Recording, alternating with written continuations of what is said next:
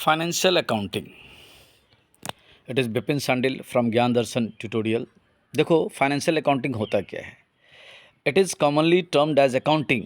The American institute of certified public accountants defines accounting as an art of recording, classifying, and summarizing in a significant manner and in terms of money.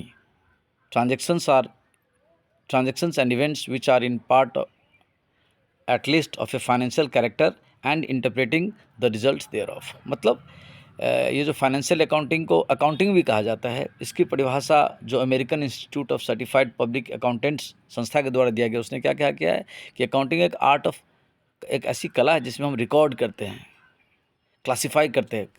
Record माने कि आप उस हर एक transactions को recording करना। Classifying माने अब transactions अलग अलग कैटेगरी के होते हैं। कोई कैपिटल एक्सपेंडिचर होगा, कोई रिवेन्यू एक्सपेंडिचर होगा, कोई कैपिटल रिसिप्ट होगा, कोई रिवेन्यू रिसिप्ट होगा, कोई day to day expenses recurring nature के होंगे, लॉसेस होंगे, कोई एसेट्स होगा, कोई लाइबिलिटीज़ होगा, कोई एक्सपेंसेस होंगे, कोई लॉसेस होंगे, कोई इनकम होंगे, कोई प्रॉफिट्स होंगे। तो this is called classification and summarising. Summarising मतलब चीज़ों को छोटा करना, शॉर्टकट करना। इन अ सिग्निफिकेंट मैनर मतलब एक महत्वपूर्ण तरीके से, and in terms of money. और ये सब सारा जो काम हम लोग करेंगे, रिकॉर्डिंग, क्लासीफाइंग और समराइजिंग का, वो सभी इन टर्म्स ऑफ मनी करेंगे। किसको करेंगे? All the transactions and events which are in part of at least of financial, जो आपके संस्था से रिलेटेड हो, वो फाइनेंशियल कैरेक्टर का हो। और फिर सिर्फ अकाउंट्स ही नहीं मेंटेन करेंगे, सिर्फ रिकॉर्डिंग, क्लासीफाइंग, समराइजिंग ही नहीं करेंगे, क्या करेंगे?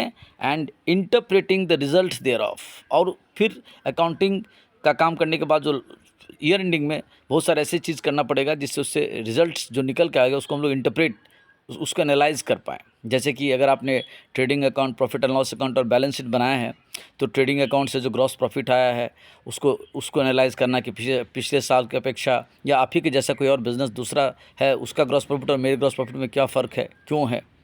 इसी तरह से नेट प्रॉफिट को और बहुत सारी चीज़ों को एनालिसिस करना और उससे सबक लेना कि हमारे बिज़नेस में सब कुछ ठीक तो चल रहा है। अगर ठीक चल रहा है तो ओके, और पॉलिसी को बेटर किया जाए, और अगर नहीं, लूपहोल से कमियां हैं तो उन कमियों को ठीक किया जाए और बिज़नेस को बूस्टअप किया जाए, जिससे कि हम मार्केट में सर्वाइव कर सके। तो this is what the financial accounting is.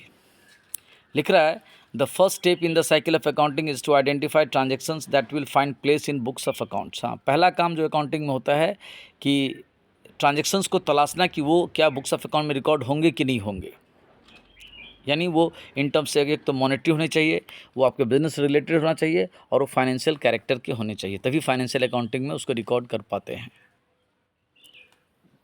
Secondly, the recording of the business transactions is done based on the golden rules of accounting या मॉडर्न रूल्स ऑफ अकाउंटिंग। मतलब कि जब आप ट्रांजेक्शन्स को शॉर्टलिस्ट कर लिए कि these are the transactions to be recorded in the books of account, तो उसको गोल्डन रूल फॉलो करके या मॉडर्न रूल फॉलो करके बुक्स ऑफ अकाउंट में एंट्री करेंगे। ये गोल्डन रूल, मॉडर्न रूल में एक्चुअली में क्या दिखाते हैं कि हर एक जितना भी ट्रांजेक्शन्स होगा उस ट्रांजेक्शन में दो एस्पेक्ट होंगे, एक डेबिट एस्पेक्ट और एक क्रेडिट एस्पेक्ट। और चाहे डेबिट एस्पेक्ट हो या क्रेडिट एस्पेक्ट हो, उन सबको अकाउंट्स कहते हैं। तो अकाउंट्स यूजुअली डेबिट या क्रेडिट होगा। डेबिट का मतलब बायां करना, क्रेडिट का मतलब दायां करना। तो हर एक ट्रांजेक्शन्स में से कौन एस्पेक्ट डेबिट होगा, कौन एस्पेक्ट क्रेडिट होगा, यानी किसके बाएं साइड में एंट्री होगी, किसके दाएं साइड में एंट्री होगी, इस तरह से रिकॉर्ड मेंटेन करना होगा। ये सेकेंड वर्क हो गया। थर्ड वर्क क्या है?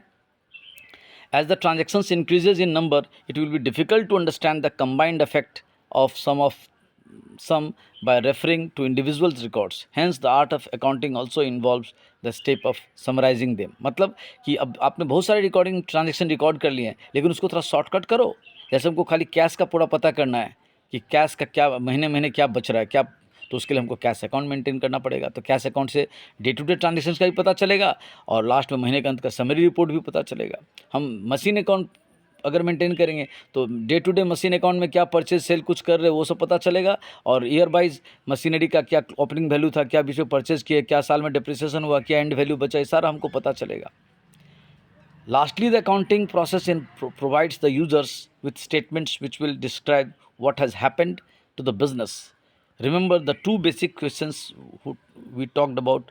one to know whether business has made profit or loss, and the other to know the position of resources that are used by the business. मतलब कि हमको यूजुअली दो चीज़ें बहुत हर बिजनेस के फाइनल ईयर एंड में जानना पड़ता है। वो एक होता है कि क्या बिजनेस में प्रॉफिट लॉस हुआ कि नहीं हुआ, वो पता चलेगा trading and profit and loss account बनाने से या इनकम स्टेटमेंट बनाने से।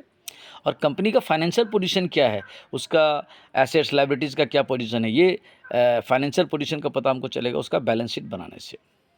तो this is what financial accounting is. Thank you.